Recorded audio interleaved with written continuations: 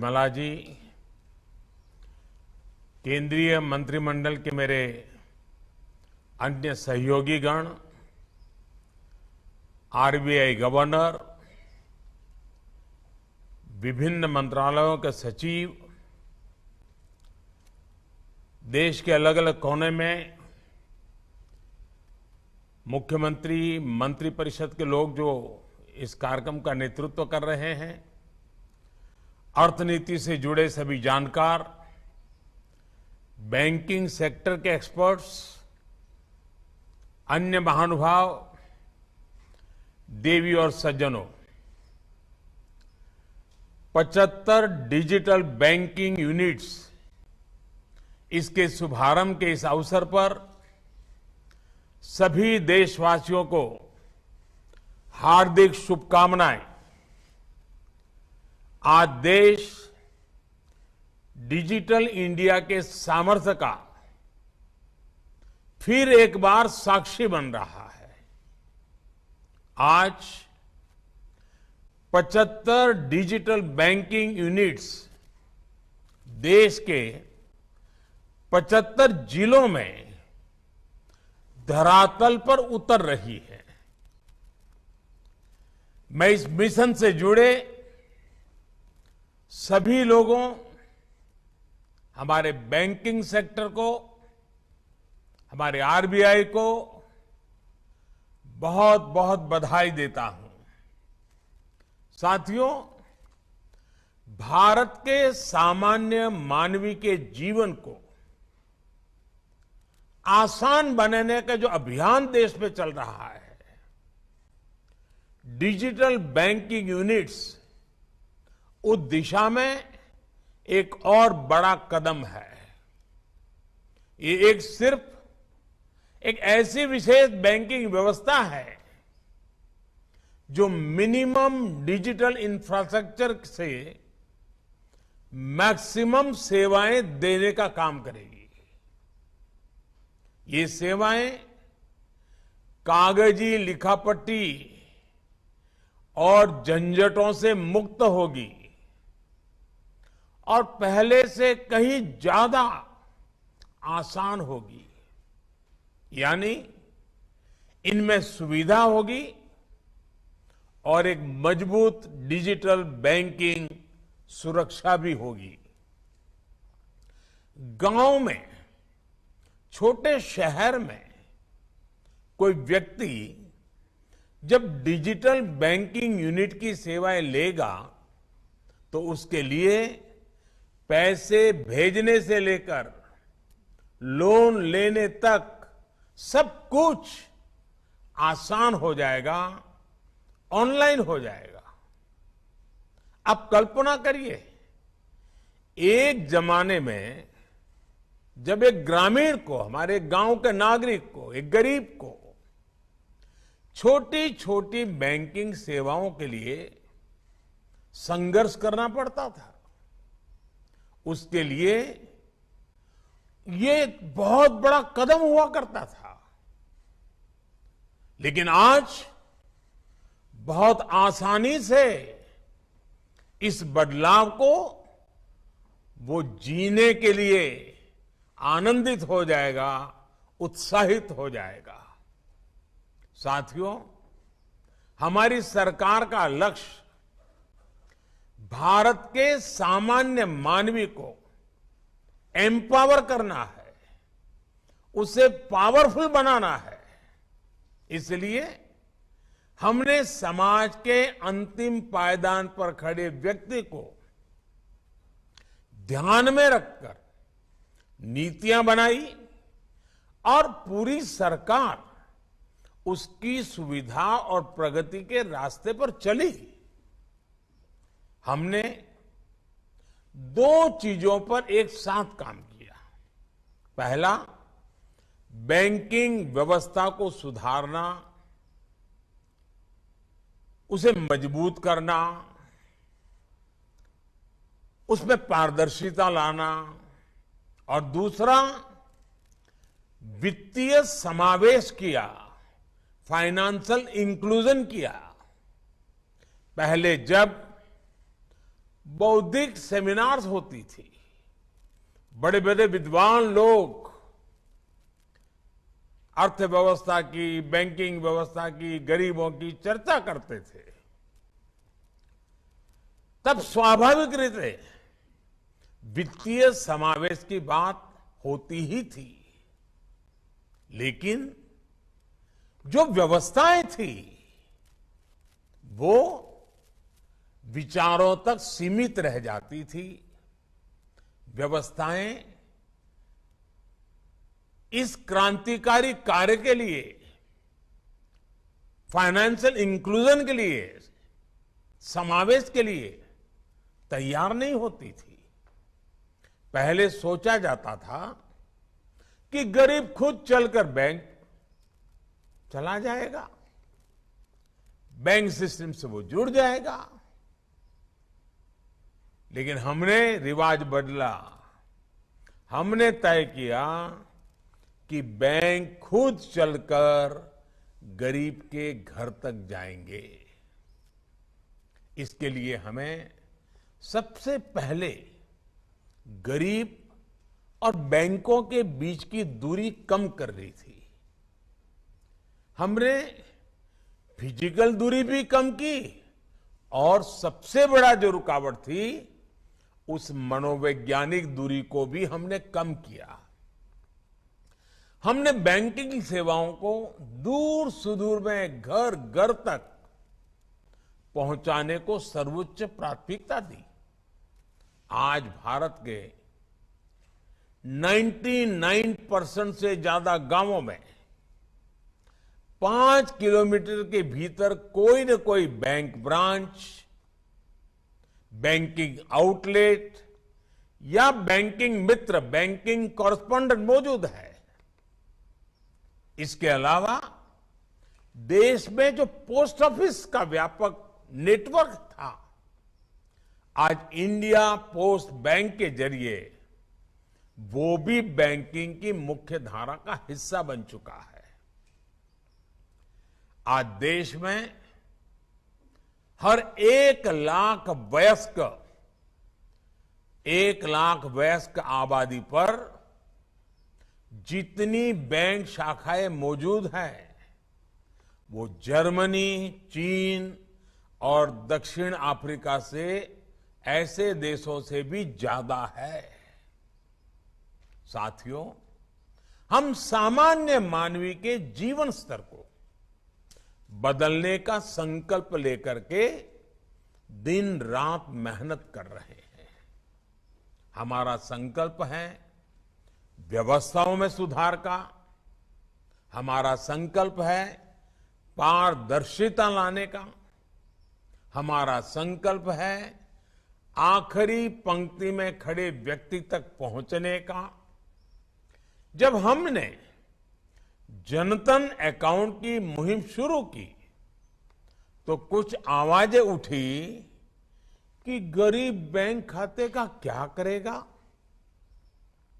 यहां तक कि इस फील्ड के कई एक्सपर्ट भी नहीं समझ पा रहे थे कि इस अभियान का महत्व क्या है। लेकिन बैंक खाते की ताकत क्या होती है, ये आज पूरा देश देख रहा है। मेरा देश का सामान्य से सामान्य नागरिक अनुभव कर रहा है। बैंक और बैंक खातों की वजह से हमने गरीबों को बहुत कम प्रीमियम पर बीमा की सुविधा दी। बैंक खातों की ताकत से जुड़ने के बाद गरीबों को बिना गारंटी लोन मिलने का रास्ता खुल गया। बैंक अकाउंट होने की वजह से गरीब लाभार्थियों तक सब्सिडी का पैसा सीधे उनके खाते में पहुंचा। बैंक खातों के जरिए ही गरीबों को घर बनाना हो, शौचालय बनाना हो, गैस की सब्सिडी प्राप्त करना हो, उनको सीधे उनके खाते में दिया जा सका। किसानों को भी तमाम सरकारी योजनाओं से मिलने वाली मदद बैंक खातों की वजह से उन तक आसानी से पहुंचाई जा सकी। और जब कोरोना महामारी का दौर आया तब सीधे गरीब के बैंक अकाउंट में, माताओं बहनों के बैंक अकाउंट में सीधा पैसा पहुंचाया गया। बैंक खातों की वजह से हमारे रेहड़ी पटरी वाले भाई बहनों के लिए स्वनिधि योजना भी शुरू होगा पाई। जबकि उसी दौरान विकसित देशों तक को इस काम में मुश्किलें पेश आ रही थी। आपने सुना होगा,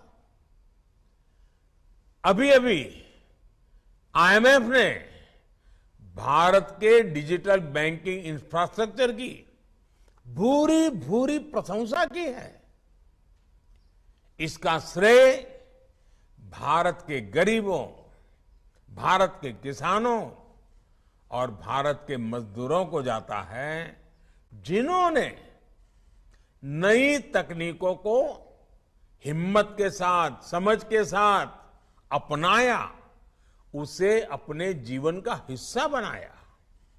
साथियों, वित्तीय भागीदारी जब डिजिटल भागीदारी से जुड़ जाती है तो संभावनाओं का एक नया विश्व खुलने लग जाता है। यूपीआई जैसा बड़ा उदाहरण हमारे सामने है और भारत इसके लिए गर्व करता है। यूपीआई अपने तरह की दुनिया की पहली टेक्नोलॉजी है, लेकिन भारत में आप इसे शहर से लेकर गांव तक, शोरूम हो या सब्जी का ठेला, हर जगह आप उसे देख सकते हैं। यूपीआई के साथ ही अब देश के जन सामान्य के हाथों में रुपे कार्ड की ताकत भी है। एक समय था जब क्रेडिट या डेबिट कार्ड एक एलिट व्यवस्था मानी जाती है, बड़े समाज के रईसों की व्यवस्था मानी जाती थी। कार्ड भी विदेशी होते थे, उन्हें इस्तेमाल करने वाले भी बहुत गिने चुने लोग होते थे और उनका इस्तेमाल भी वैसी ही चुनिंदा जगहों पर ही होता था। लेकिन आज भारत में 70 करोड़ से ज्यादा रुपे कार्ड सामान्य मानवी के पास है। आज भारत का स्वदेशी रुपे कार्ड दुनिया भर में स्वीकार किया जा रहा है।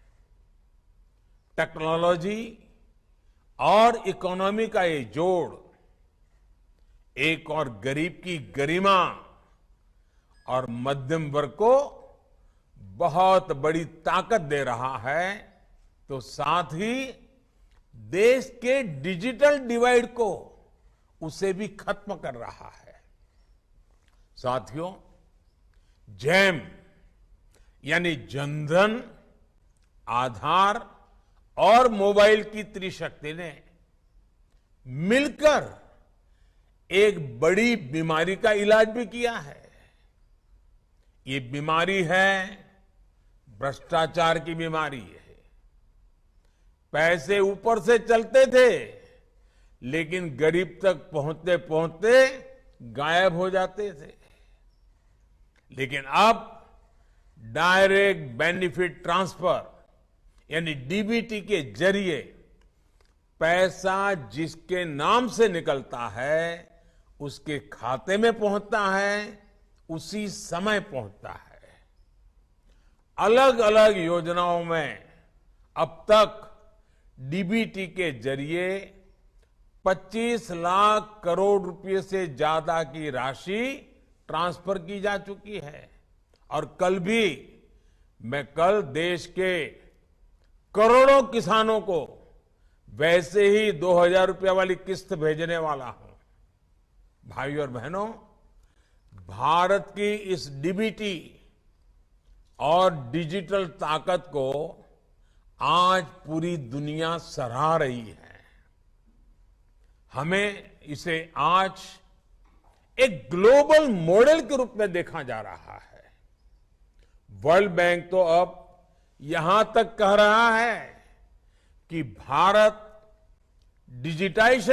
डिजिटाइजेशन के जरिए सामाजिक सुरक्षा निश्चित करने के मामले में लीडर बन चुका है। टेक्नोलॉजी वर्ल्ड के सफलतम लोग भी, टेक्नोलॉजी की दुनिया के जो महारथी हैं, वे लोग भी भारत की इस व्यवस्था की भरपूर सराहना कर रहे हैं। उसकी सफलता से वे स्वयं भी अचंभित है। भाइयों और बहनों, आप कल्पना करिए, जब डिजिटल भागीदारी और आर्थिक भागीदारी की इतनी ताकत है, तो दोनों की 100% क्षमता के इस्तेमाल से हम अपने देश को किस ऊंचाई तक ले जा सकते हैं। इसलिए आज फिनटेक भारत की नीतियों के, भारत के प्रयासों के केंद्र में है और भविष्य को दिशा दे रहा है। डिजिटल बैंकिंग यूनिट्स फिनटेक के इस सामर्थ्य को नया विस्तार देगी। जनधन खातों ने अगर देश में फाइनेंशियल इंक्लूजन की नींव रखी थी, तो फिनटेक फाइनेंशियल रिवॉल्यूशन का आधार तैयार करेंगे। साथियों, अभी हाल ही में भारत सरकार ने ब्लॉकचेन टेक्नोलॉजी पर आधारित डिजिटल करेंसी शुरू करने की घोषणा भी की है। आने वाले समय में डिजिटल करेंसी हो या आज के समय में डिजिटल ट्रांजैक्शंस अर्थव्यवस्था के अलावा भी इनसे कई अहम पहलू जुड़े हैं। उदाहरण के तौर पर करेंसी छापने में जो खर्च आता है, देश का वो पैसा बचता है।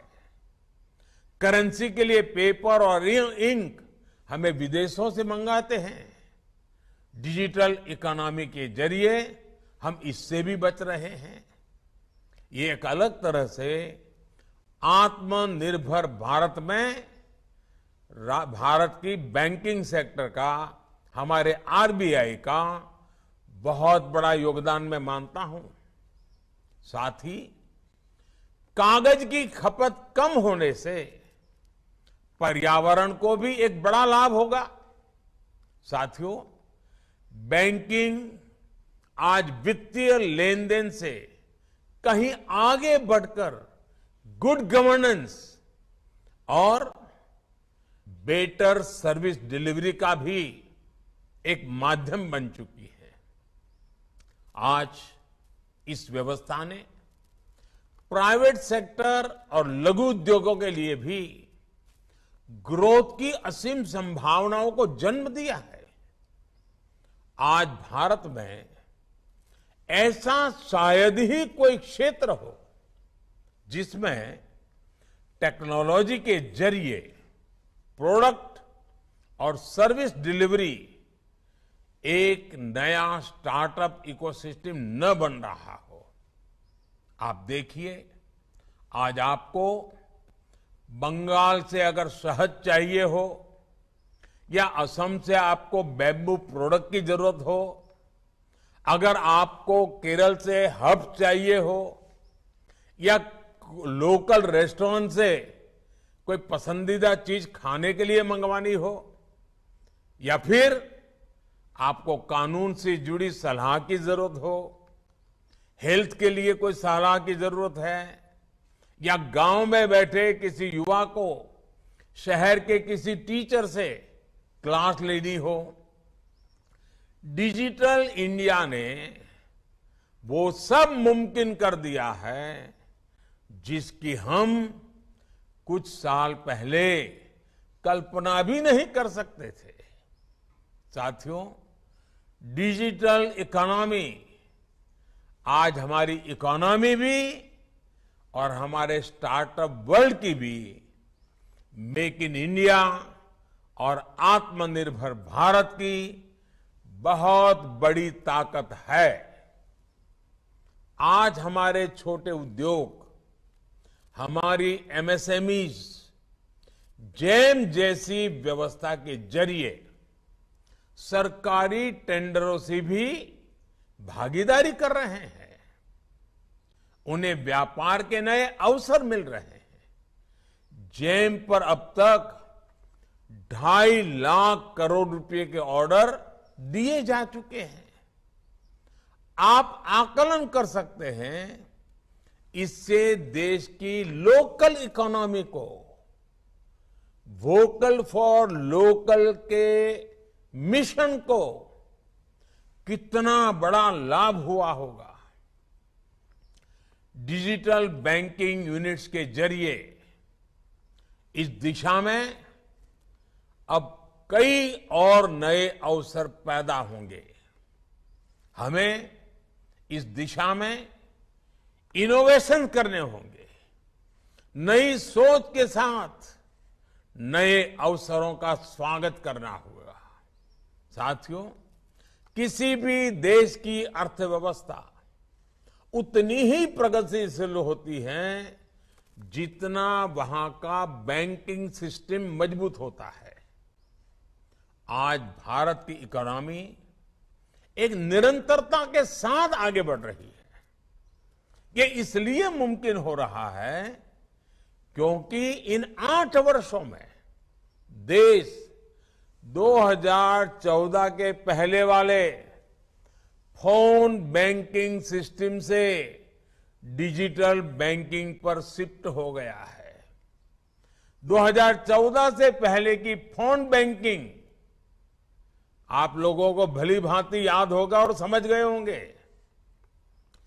बैंकों को ऊपर से फोन आता था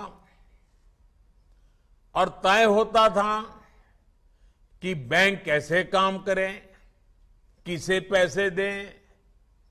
इस फोन बैंकिंग राजनीति ने बैंकों को असुरक्षित कर दिया, गड्ढे में उतार दिया, देश की अर्थव्यवस्था को असुरक्षित कर दिया था। हजारों करोड़ के घोटालों के बीच निरंतर घोटाले की खबरें आया करती थी। लेकिन अब डिजिटल बैंकिंग से सब पारदर्शी तरीके से चल रहा है। हमने एनपीए की पहचान के लिए पारदर्शिता लाने की दिशा में काम किया। लाखों करोड़ रुपए बैंकिंग व्यवस्था में वापस आए। हमने बैंकों को रिकैपिटलाइज किया। विलफुल डिफॉल्टर्स के खिलाफ एक्शन लिया। प्रिवेंशन ऑफ करप्शन एक्ट में भी सुधार किया गया। एनपीए से जुड़े मुद्दों को सुलझाने में आईबीसी की मदद में तेजी लाई गई।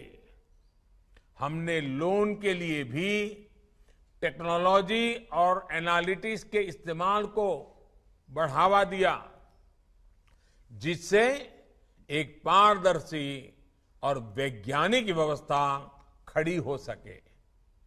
बैंकों के मर्जर जैसे महत्वपूर्ण निर्णय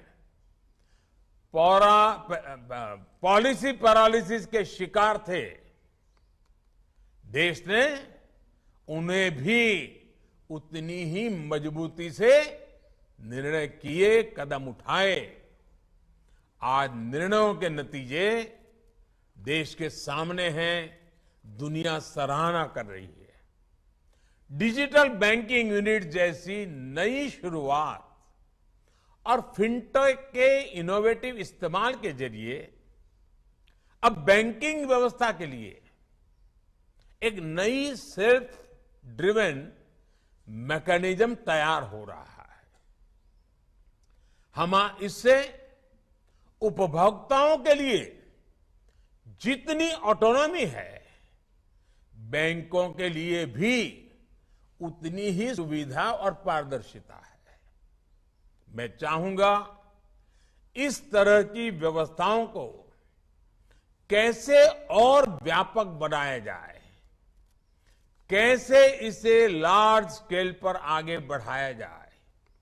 इस दिशा में सभी स्टेक होल्डर्स काम करें। हमारे सभी बैंक ज्यादा से ज्यादा लोगों को डिजिटल व्यवस्थाओं से जोड़ने का टारगेट रखे। एक आग्रह मैं आपसे करना चाहता हूं, खास करके मेरे बैंकिंग सेक्टर के लोगों से कहना चाहता हूं और बैंकों से जुड़े हुए गांव-गांव फैले हुए छोटे जो कारोबारी है, छोटे व्यापारी है, आप दोनों से मेरा आग्रह है। और जब आजादी का अमृत काल है, मैं आपसे देश के लिए ये आग्रह करके मैं आशा करता हूं कि आप इसको पूरा करेंगे। क्या हमारे बैंक और हमारे छोटे व्यापारी मिल करके क्या हम एक काम कर सकते हैं? क्या हमारे बैंक जो बैंक ब्रांच है, चाहे शहर हो या गांव हो, वो अपना जो उनका क्षेत्र है, उस क्षेत्र के कम से कम 100 व्यापारी, मैं ज्यादा नहीं कह रहा हूं, सिर्फ 100 व्यापारी वो पूरी तरह डिजिटल लेन देन वाली व्यवस्था, 100% डिजिटल लेन देन वाली व्यवस्था अगर हमारे 100 व्यापारी आपके साथ जुड़ के कर लें, तो आप कल्पना कर सकते हैं कितना बड़ा रिवॉल्यूशन का हम फाउंडेशन तैयार कर देंगे। भाइयों बहनों, ये देश के लिए एक बहुत बड़ी शुरुआत हो सकती है। मैं आग्रह कर सकता हूं, इसका लिए कोई कानून नहीं बना सकता, नियम नहीं बना सकता, और जब आप उसका फायदा देखेंगे ना, फिर मुझे दोबारा 100 के 200 करने के लिए किसी को नहीं समझाना पड़ेगा। साथियों, हर एक ब्रांच 100 व्यापारियों को अपने साथ जोड़ने का लक्ष्य रखे। आज जनधन अकाउंट की जो सफलता है ना, उसका मूल कारण बैंक ब्रांच में बैठे हुए हमारे छोटे मोटे जो साथी है, हमारे मुलाजिम है, उन्होंने उस समय जो मेहनत की, गरीब की झोपड़ी तक जाते थे, सैटरडे संडे भी काम करते थे, उसके कारण जनधन सफल हुआ। उस समय जिन जिन बैंक के हमारे साथियों ने जनधन को सफल किया, आज देश उसकी ताकत देख रहा है। अगर आज जो बैंकिंग व्यवस्था को देखते हैं, जो ब्रांच को संभालते हैं, वो अपने क्षेत्र के, अपनी बैंक के कमांड एरिया के 100 व्यापारियों को प्रेरित करें, एजुकेट करें, उनको जोड़ें, आप एक बहुत बड़े रिवॉल्यूशन के नेतृत्व आपके हाथ में होगा। मुझे विश्वास है ये शुरुआत हमारे बैंकिंग सिस्टम और इकोनॉमी को एक ऐसे मुकाम पर ले जाएगा जो फ्यूचर रेडी होगा और ग्लोबल इकोनॉमी को लीड करने की काबिलियत रखेगा। इसी शुभकामनाओं के साथ मैं भारत के वित्त मंत्री, भारत का वित्त मंत्रालय, हमारे आरबीआई गवर्नर, आरबीआई की टीम, हमारे बैंकिंग सेक्टर से जुड़े हुए सभी छोटे मोटे साथी, आज आप सब मेरी तरफ से बहुत बहुत अभिनंदन के अधिकारी हैं, क्योंकि आपने देश को एक बहुत बड़ी सौगात दी है और देश के वासियों को भी इस अनमोल सौगात के लिए, दिवाली के पूर्व इस महत्वपूर्ण सौगात के लिए और आजादी के 75 साल और 75 डिजिटल बैंकिंग यूनिट अपने आप में सुभग संयोग है। बहुत बहुत शुभकामनाएं, बहुत बहुत धन्यवाद।